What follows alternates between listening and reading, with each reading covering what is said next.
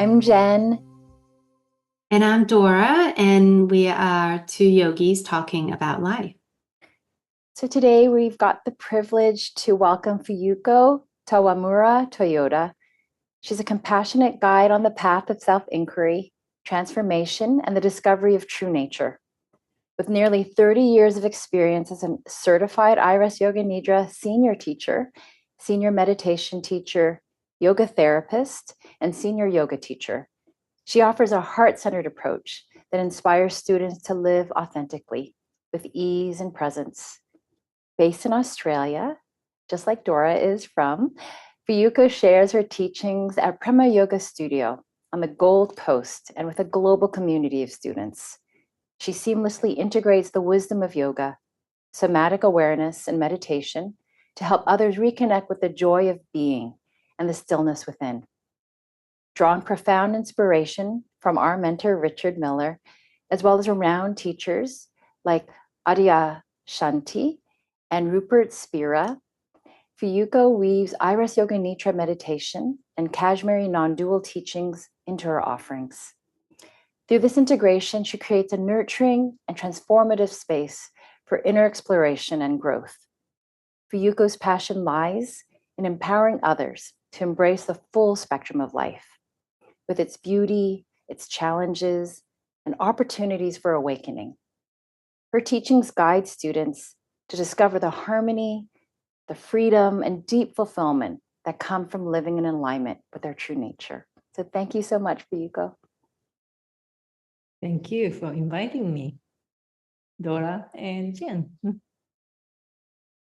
So we are so interested in all the practices and the work that you're involved in. But firstly, I would love to learn a little bit more about what led you to practicing yoga, meditation, iRest, and yeah, tell us a little bit about your journey to get here. Right. Okay, where to start?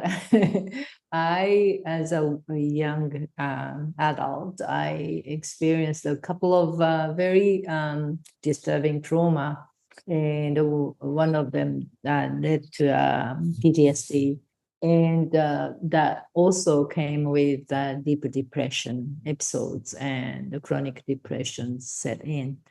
And certainly the psychologist, psychiatrist, and all kind of medication helped in kind of like keeping me alive, but it wasn't really feeling like alive.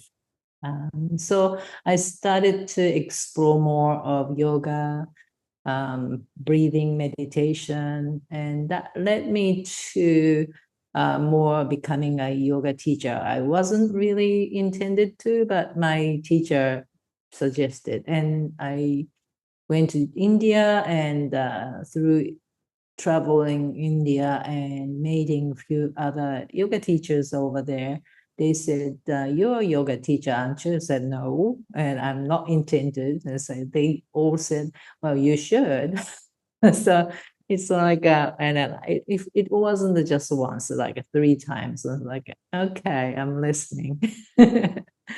So that led me to coming back, and my teacher said, "Well, I'll sponsor you, so you should go and learn, and even if you're not going to teach." So that led me to farther and farther into yoga teaching, and then I discovered Donna Fahy, and which is my teacher also, and I was assisting lots of her workshop and teacher training, advanced teacher trainings, and she is a friend of Richard Miller, and so when she gave me a book, said Richard just produced this book, his first book, Yoga Nidra book, and then so I read it and I listened to it. Those days was a CD. If you don't know, some of your listeners don't know what a CD looks like. So it was CD came with it, and then listening and practicing, and particularly I was going through the batch of deep depression, and that really helped me, and I felt something is different. I have done Satchitananda Yoga Nidra for quite some time, and I liked it, but this was so different, and I really could feel the difference in my internal depression, mood, or the energy, or clarity. So I was really intrigued. I really want to know more about this. So I found out there is iRest level 1 training is happening in Canada at that time. And my husband is Canadian. So I said, oh, I can visit. I can combine those two together, and why not visiting? So I went on, and I think that was a very second iRest level 1 training in North America. So first one in Canada. So there was like 80 people in the whole room. It was huge, but it was really felt good. From there, and I started doing the iRest, and then iRest level 1 teachings finished, and the level 2 I went back again to North America because there was nothing in Australia. So I just kept going back over and over and over, and doing iRest level 1 training is like probably 3-4 times. As well as assisting. And so that's how I started iRest journey. I'm just really curious. You mentioned that the Satyananda Yoga Nidra, you were doing that, and then iRest felt really different, and that really helped you through your PTSD and depression. What did you find that was so different from the iRest practice?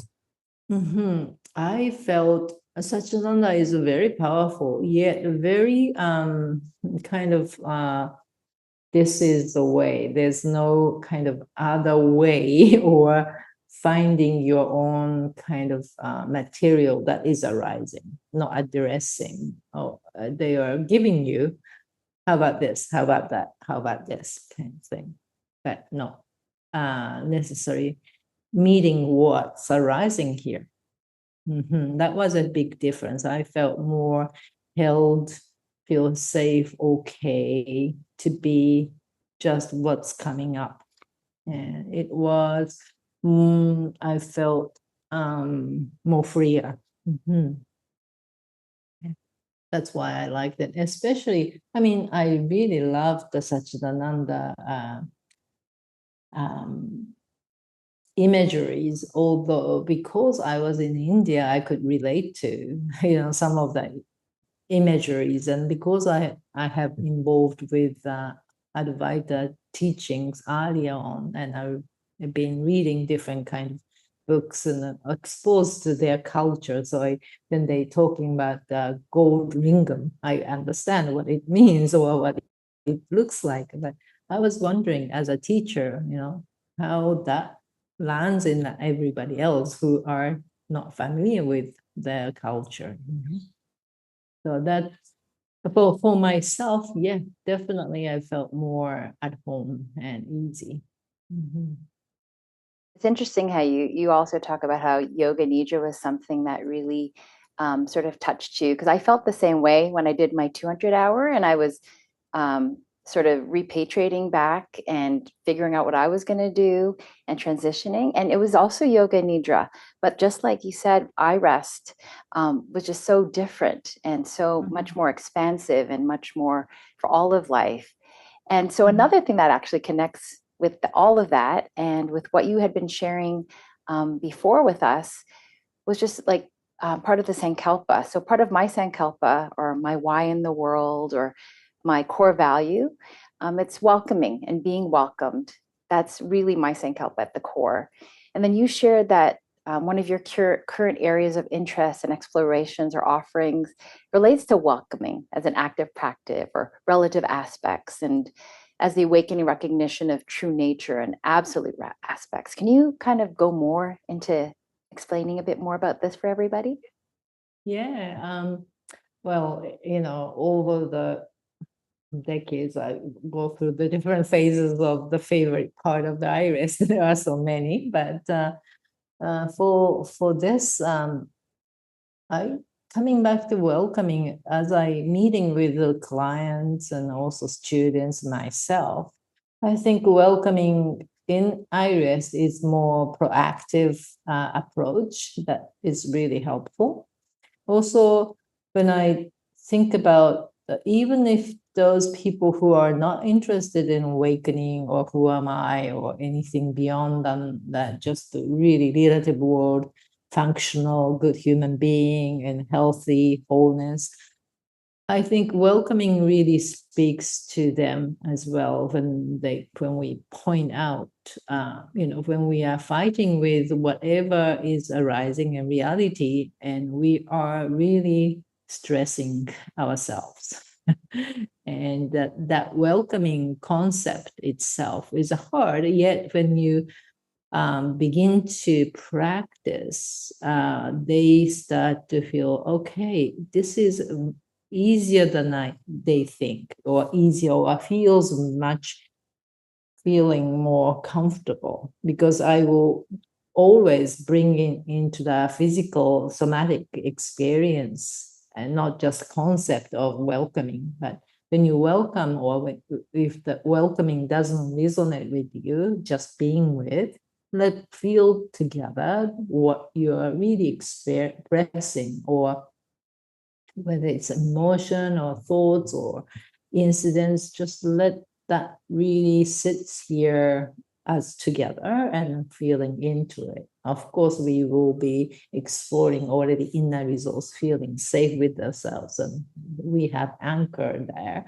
But then we coming to more welcoming that feeling, or what thought of, or emotions or images, and landing in the body, and just let that all the concepts drops away, but feeling right this moment, is it really hard? Is it really anything is like threatening you? And that level of physical vibration or experience is quite neutral. And when that happens, that guard, we really holding that concept, or the refusing, resisting, avoiding, drops away as well. And that is a beauty. So then they will get the idea, or the understand, embodied understand experience of welcoming in that more relative level. And if we could keep doing that for many things, just because life never stops bringing all kind of things, right? So that's a kind of relative part of more proactive approach of welcoming, learning to be welcoming. And then later alone, or even during that time, I find it's quite easy to bring it into, there is already welcoming is happening here, like it or not. In fact, what's happening in the world as you facing it in every day, it's already, that is the welcoming. It is already happening here, whether our mind, orient to its welcoming. So we could say our life is welcoming. It's just every day and everything is welcoming, is happening and unfolding every moment. Whether our minds is kind of have attitude towards likes, dislikes. This is okay, this is not okay. But that's okay, because those things are orienting us to how we can really meet this. What is the best way to meet this one? What is more bring us more closer to harmony, alignment with our, true essence that feels good? What does it doesn't, because when you are feeling some kind of resistance or stress, is telling us, allowing us a kind of alarm saying, hey, pay attention here. Something is need to pay attention, whether it's a chance to bring it closer to, or moving away. That's all that is. And then we can really meeting that simplicity of, okay, already welcoming is happening here right now in the absolute sense. And then what is it that you would like to really more pay attention, and then what's the important piece here, and how we can move through this more close to in harmony with this essence. And I would say that's simple as that. And that's a practice I do every single moment. Yeah. Thank you. That's so beautiful. I love how you said welcoming is already happening. That really resonated with me. I also feel the same way, that, welcoming really is it's a foundational practice. It's already happening, and it is the mind that is a lot of the time resisting. And I've had students in the past where they might feel really righteous about something, or especially all the different events that are happening around the world. And there's a lot of a belief that something is right or it isn't right with the world, and that they need to take action. And that, welcoming sometimes can be challenging for some students, who they might think that I don't want to just welcome it because this shouldn't be, like, we need to change it. Right. I'd love to hear what your thoughts are around maybe how do we introduce this kind of practice, or maybe bring it or explain it or give them a different perspective to help them come to this concept of welcoming. Yeah, well, so the welcoming is already happening, and then that's why what's happening is more, coming up to us, and then that brought attention to whatever the object is, inside or outside. And that if that is like this shouldn't be, like Richard Miller often says, tyranny of shoulds. It's interesting ones to really learn. But if that is so, then what it's really telling us, what do you want to do about it?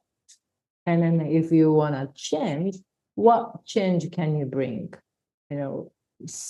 Because fighting with the change doesn't really, nothing really much happen. Then what kind of thing will bring that change that you are seeking? And as cliche, but Mahatma Gandhi says, if you want to see the change in the world, be the change yourself. So I think it really comes to that, simple as that. So what is it that if you feel shouldn't be happening in the world, and then what do you feel alignment? What action or the thought form or anything that feels more aligned, that is bringing a change that you seek, and then you are becoming that change, instead of, oh, that has to be changed, but how about here, starting from here inside, what is the alignment that is really going to contribute for that change to happen? And if we are vibrating, or if we are being that being, there's a resonance, right? So resonance is like, you cannot help but resonate. I think that's the power of meditation. That's the power of our being. We could really come to, if you are with somebody, or particularly baby or little ones, then they smile and giggle. You cannot stop but to giggle and smile with them, because of the same vibration. We resonate, cannot help. So if it's so, then we can be that part of whatever belief. What do you want to change to? If you want to be changing into more harmonious, peaceful, honest, or all of those things that we seek, then totally be with that, really feeling that inside, so that is shines through and bring the resonance in the world. That's how I practice, and I would like to really share with others. It's interesting that you share about resonance, because I was saying more and more that when people ask me, because I'm a school teacher as well as teaching meditation and yoga, more and more, it's not about what we teach the children. It's about how we show up in the world, holding space for them and ourselves. And so the more self-regulated we are, like I find sometimes when I'm sick and I'm feeling like just my energy is actually lower, the kids, I feel like they're actually more compassionate and they're more calm because I guess I'm more calm and like my energy's lower. And sort of leading in related to that resonance, you were also sharing how you like to incorporate maybe language. So, really personalizing a lesson, which is what we do also in schools, getting children's backgrounds. And this deep interest that you said you have incorporating Japanese ancient phrases and teachings. So, could you speak more about that as well? Yeah, well, there are lots of Zen words or koan, they call it. And so some of them are question. You probably heard, one hand clapping. It's like, what is the sound of one hand clapping? It's like, what? So it goes beyond the mind. You can't really, give an answer to that kind of little. So there are many words, but I really started begin with playing with these words. May not be completely accurate as Zen words, but for example, arigato means thank you. And that's quite, you can say many, many times in a day, but what does really arigato means is in the characters that the Chinese character is. I was reading one day, it's just like a struck. So what does it mean? It means like impossibly happening. It's a little translation. So why do you say that to every time you want to express gratitude? This is not impossible happening. It means like I feel like we are really grateful for whatever is happening. Is so unlikely happening, but it is happening. And therefore I'm so, so grateful. That feels really, when I really feel that reality and impossibility, and then it's so rare that it is happening to us, each one of us, whenever that happens, it is even small or big. I feel there is a really alignment of how the mystery bringing each moment this amazing things to us, even the little thing. So that's how I bring it, and then we will ponder. Can you feel this reality that you're facing and you're receiving or you're giving? To just narrow it down to that moment, to feel, using that word or using, pondering that really preciousness. That's one of the example that I teach. And also another one is called, in Ryoanji in Kyoto, Japan, there is stone basin with a square hole in the middle, and the square represent one of the character, and then the four characters representing ware tada haru o shiru. That means you are enough. So those four words, you are enough. So don't we have this habitual and prevalent thoughts of not enough is kind of comes up, even if not constantly thinking that way. So then we have that thoughts of, so even if you don't feel like you're not good enough, but just imagine if you're good enough right now in this moment for this particular thing, what would might feel, the possibility. Just I like opening, because sometimes daunting to believe that way. It's like, no, I can't believe that. It's impossible. No. So then pretending just for a few moments for particular things. And then that doorway opens up, because you can taste it a little bit So little by little. And that's what I have been sharing and doing my own self, to just bringing in possibility. Okay, if this is possible, what would it feel like to be in that way?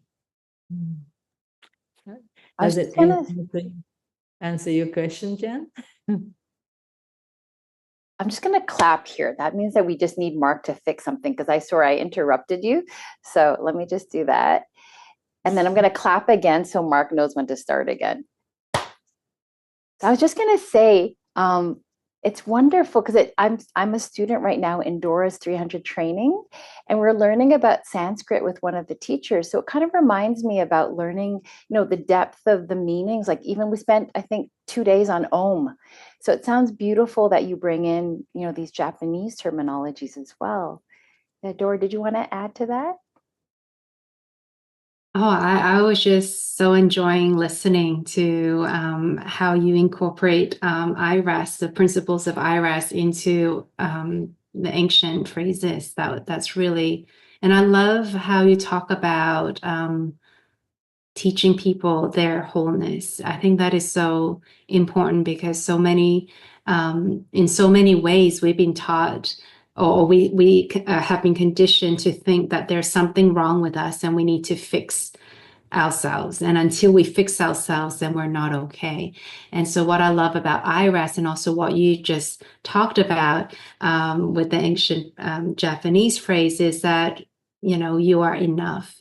And I think it's such an important practice, but it's also one that I think so many people struggle with because they don't feel like it's enough, right? And how might you go about supporting? I know you gave us a little example already, just maybe even imagining and just touching and tasting what it might be like.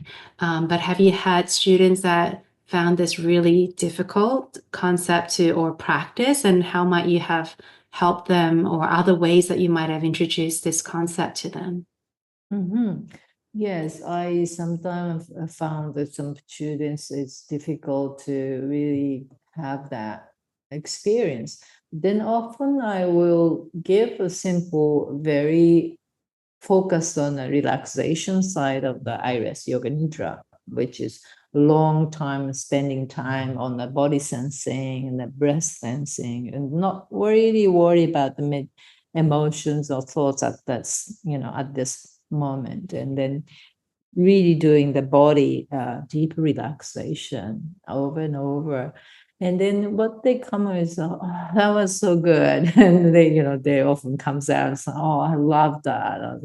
I fell asleep. Oh, that's good. Wonderful, wonderful. So what are you feeling now? Oh, I feel so good and peaceful and calm. And say, yeah, how do you feel? What do you notice that when you're feeling calm or peaceful or deeply relaxed and enjoyable, what do you experience, and could you tell me more? And then I will bring more of their acknowledgement of what's happening to their bodies, like shoulders down and belly soft and feel like easy to breathe or whatever they're feeling. So then we will pause for a moment. Isn't that what you really want? Isn't that lovely? Wouldn't that be lovely if you keep feeling this way often or all the time?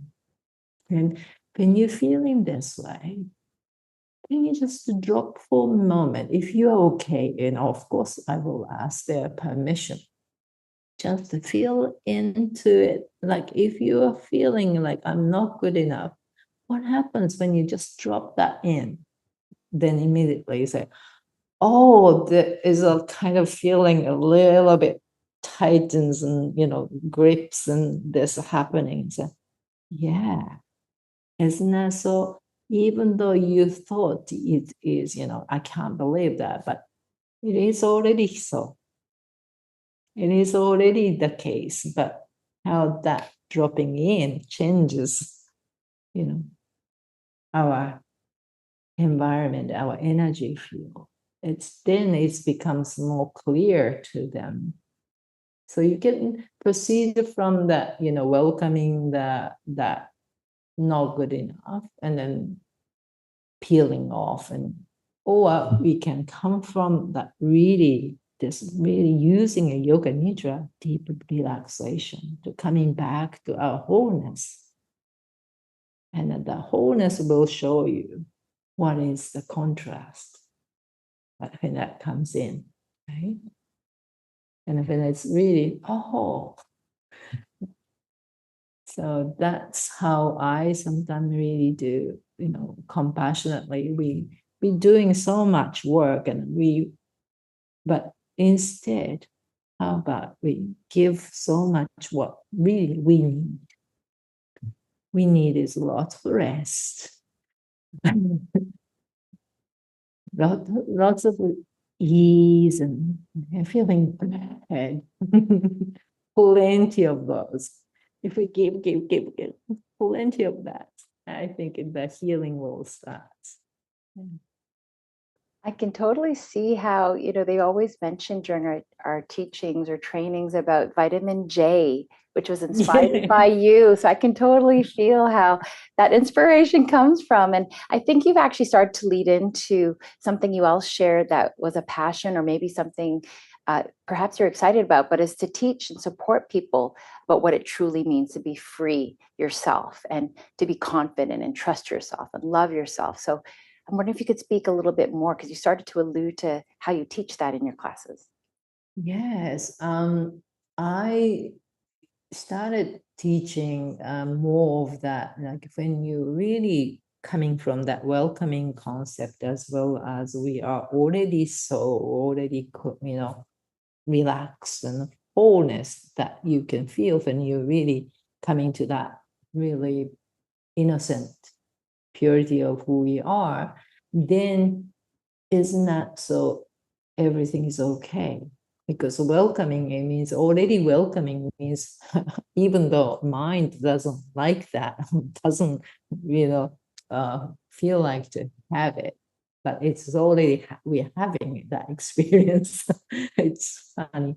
I don't want to have it, but you have it already. So funny. Sorry. So what I'm really saying, freeing yourself. Okay, you have that, or you made a mistake, or you said this, whatever regret or whatever worry, or I'm feeling anxious. Okay, are you okay to be anxious, or are you already having that? You're giving yourself a permission, or allow yourself to acknowledge you're having it. So it's like a welcoming is already happening. It's already so. Then let the mind also catch up with it, saying, okay, this is happening. catching up. Okay, now you're permitting and you're okay. So giving that, and when that really saying okay, that gives, I feel like giving ourselves a permission to feel more fully and completely. That's okay. It is okay to feel. I think there are so many, I don't know, cultural, particularly Japanese culture, that shouldn't be, is so strong, certain way. But that's really hardens and stresses more. So that giving ourselves okay, because even if that whatever is happening, we admit, accept, allowing, and giving a permission that you are acknowledging happening, doesn't mean you are that. It's just experience is happening. So that's not means who you are. So that allows more room, and room to move, room to choose what is more alignment, and where do you want to go, what is a choose, what is a choices. So we talked about earlier here. So then that more and more, if we can do that alignment and choices that is more aligned to our feeling good, feeling more of the true essence, essential nature, then there is a naturally arising trust of ourselves, trusting my choices, trusting my voices, trusting what I feel right. And that is the true trust. When that true trust comes, there's a natural confidence, not confidence that I can do this, I got this kind of thing, of forced confidence, to more like a natural, really grounded confidence comes. Yes, deep yes, deep knowing yes, that is coming from inside.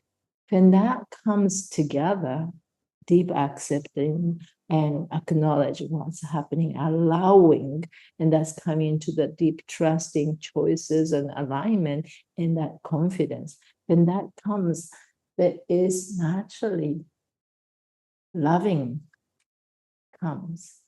Loving ourselves just because that's so feel good. Be trusting and feel confident. So it's instead of, I have to love myself, to more like naturally, oh, this is so loving. So it feels naturally loving. Yeah. So the love is kind of a different,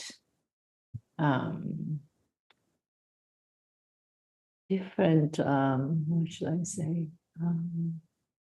Different feeling than the concept that we, the world painted the love.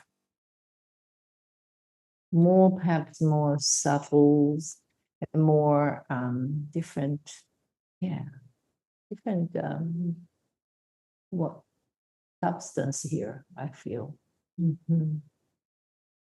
Maybe, love is not the word, but that's how I feel those three things connected.